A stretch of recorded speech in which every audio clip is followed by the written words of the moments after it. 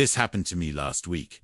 I was getting stuff from the trunk of my car when I noticed a pair of eyes staring at me from inside the bushes across the street. I couldn't see anything else, just eyes, and they were definitely looking at me.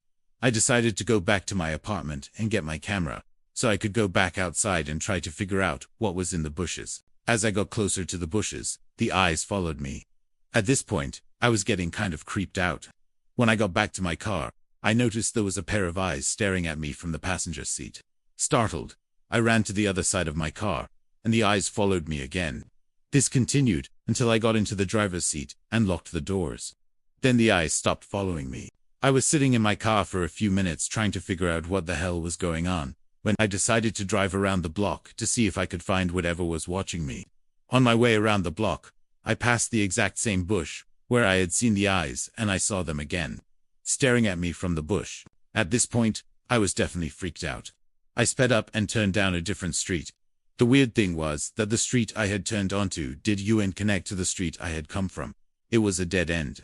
And at the end of the dead end was the same bush that I had seen the eyes in. I decided to turn around and go back to the original street. When I got back to the original street, I noticed that the street sign had been turned upside down.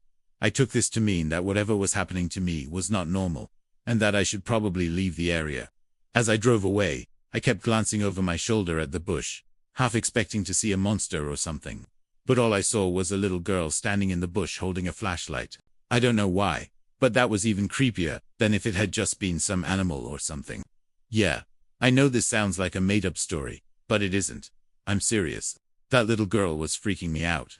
I still can't believe that a real live person was sitting in the bushes watching me and following me around. I'm gone. Nah, go ahead and end the video here, because I don't want to make you too uncomfortable.